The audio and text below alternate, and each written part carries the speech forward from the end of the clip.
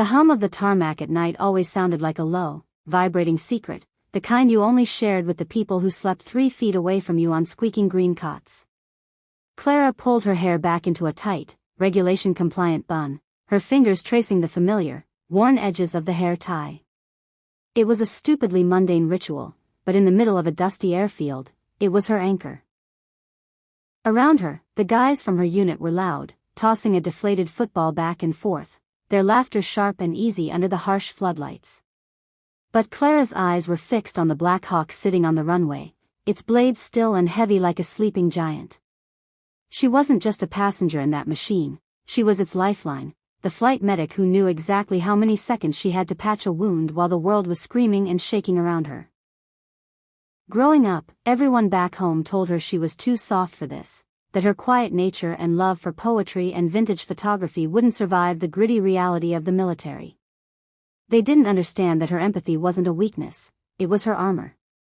When you're flying into a hot zone, the wounded don't just need a tourniquet, they need someone to look them in the eye and promise them, with absolute, unshakable certainty, that they are going to make it back to see their families. Clara took a deep breath, the dry, fuel-scented air filling her lungs, and stepped out of the hangar's shadow. The guys paused their game, nodding to her as she walked past, a silent, respectful acknowledgement that when the sirens eventually wailed, she was the one they would all be relying on. That quiet confidence was tested just 3 hours later when the alarm finally shattered the midnight silence, a piercing, metallic shriek that sent everyone into a blur of motion. Clara's hands moved on pure muscle memory, grabbing her heavy medical pack and sprinting toward the now roaring Black Hawk. The rotors whipped up a tempest of dust and dry grass, stinging her face as she buckled herself into the jump seat. Across from her sat Miller, a 19-year-old infantryman who usually cracked jokes to hide how terrified he was, but tonight, his face was pale, his knuckles white as he gripped his rifle. As the helicopter lifted off, tilting sharply into the pitch-black sky, Clara reached across the narrow cabin and placed her gloved hand over his shaking fingers. She didn't say a word, the deafening roar of the engine made talking useless anyway. But she held his gaze, letting her steady breathing anchor his until his shoulders finally relaxed.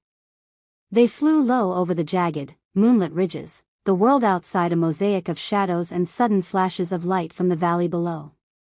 When the pilot's voice crackled over the comms warning them they were 2 minutes from the landing zone, Clara's heart hammered against her ribs, but her mind went cold and sharp. The moment the wheels touched the uneven ground, the cabin door slid open to a chaos of yelling, gunfire, and the blinding glare of flares. A soldier was dragged toward the chopper, his uniform dark with blood, and Clara didn't hesitate. She threw herself into the dirt, sliding to his side, her hands already tearing open sterile packaging and assessing the wound with practiced, fierce precision. In that frantic, adrenaline-soaked space, surrounded by the deafening noise of war, she tuned out the world and focused entirely on the steady beat of the injured man's heart, refusing to let it stop on her watch. With the bullets snapping through the dry air like angry hornets, Clara and Miller dragged the wounded soldier into the belly of the helicopter. The pilot pulled collective, and the Black Hawk leaped back into the sky, banking so hard Clara's stomach pressed against her ribs. In the cramped, vibrating cabin, the real battle began. The soldier, a young specialist named Marcus, was drifting, his eyes rolling back as his breathing turned shallow and ragged. Clara went to work, her hands a blur of motion as she started in 4, her knees bruised from kneeling on the metal floor that slicked with blood and hydraulic fluid. Miller watched her in awe, momentarily forgetting the chaos outside as he witnessed the sheer, focused force of her will. She was a shield standing between Marcus and the dark. "Stay with me, Marcus," she commanded, her voice cutting through the thrum of the rotors, surprisingly loud and steady. She leaned in close, her face inches from his, forcing him to lock eyes with her. "You have a sister who writes you those terrible jokes, right? You told me about her yesterday. You're going to tell her those jokes yourself. Look at me, breathe." She squeezed his hand, her grip fiercely tight, transferring every ounce of her own strength into his failing body.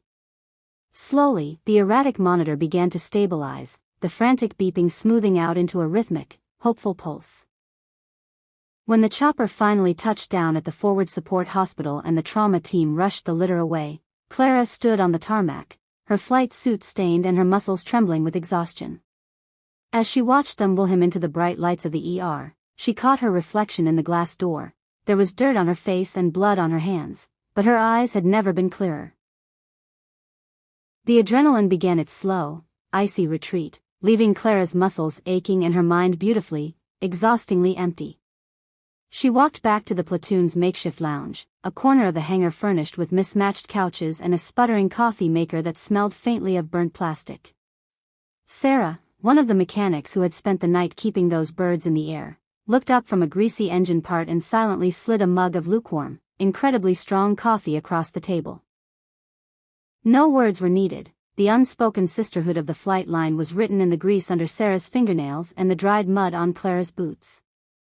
An hour later, the hospital liaison walked in with a thumbs up, confirming Marcus was stable and already asking for his sister. A soft laugh escaped Clara's lips, a sound of pure, unadulterated relief that washed away the lingering static of the night. She stepped outside to watch the sun peek over the horizon, painting the desert in shades of bruised purple and brilliant gold. For the first time in her life, she didn't feel the need to prove her strength to anyone. She had built it herself, right here, out of compassion, grit, and the quiet promise never to let go. She pulled her small, battered notebook from her cargo pocket, the one she'd almost left behind in her childhood bedroom because she thought there wouldn't be room for poetry in a war zone. Unclipping her pen, she looked out at the flight line where the sun was now fully awake, casting long, triumphant shadows across the concrete. She realized then that she hadn't lost the girl who loved soft things, art, and quiet mornings.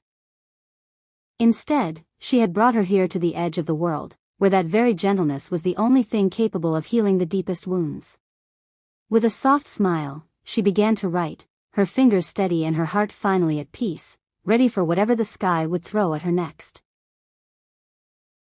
This was a story about the kind of strength that is born at the intersection of fierce courage and genuine empathy. It shows that being strong in the darkest times doesn't mean giving up your sensitivity or your soft heart. On the contrary, those very qualities can become the anchor and the light that people need most when the world is falling apart. If this story touched your heart and inspired you, please make sure to subscribe to the channel and leave a like on this video. Your support, your thumbs up, and your comments are what keep me motivated to keep creating this kind of content, diving into deeper stories, and sharing them with you.